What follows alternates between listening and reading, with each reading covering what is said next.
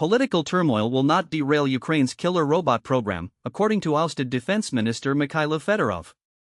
That's the headline from a New York Times report by Andrew E. Kramer, reporting from Kyiv.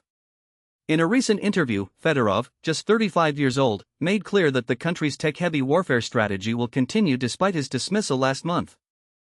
Fedorov, who served as defense minister for 6 months, is a vocal advocate for using drones and robots to replace soldiers on the front lines. He says, "I am absolutely convinced that robots and drones should be doing the fighting wherever possible.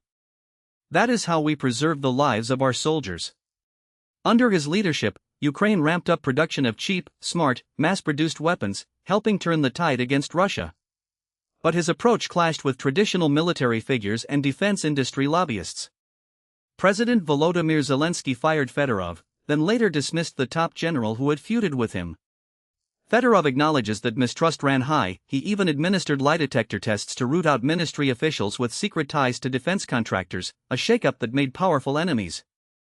Ukrainian analysts suggest political reasons also played a role. Fedorov's soaring popularity could threaten Zelensky in future elections. His firing sparked street protests and dissent within parts of the army, raising fears of a split between the president and the former minister. Yet in the interview, Fedorov says he will not go into political opposition during the war, nor will he meet with demonstrators demanding his reinstatement. He also says he won't return to Zelensky's government unless restored as defense minister.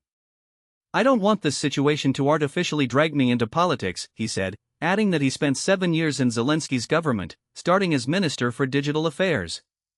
He declined to discuss private conversations with the president or the specific reasons for his firing. But he did say that lobbyists for defense contractors worked against him.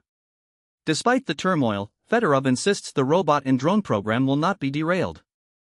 The strategy, he argues, is a matter of survival. Only armies equipped with cheap, smart, mass-produced weapons will survive in the new era of warfare. For now, Ukrainian soldiers themselves seem to support the vision. 2 soldiers on break in a Kyiv coffee shop even asked for a selfie with Fedorov, thumbs up, grateful for the push to take them off the front lines. That's the latest from Kyiv. I'm your host, and you've been listening to our podcast. Thanks for tuning in.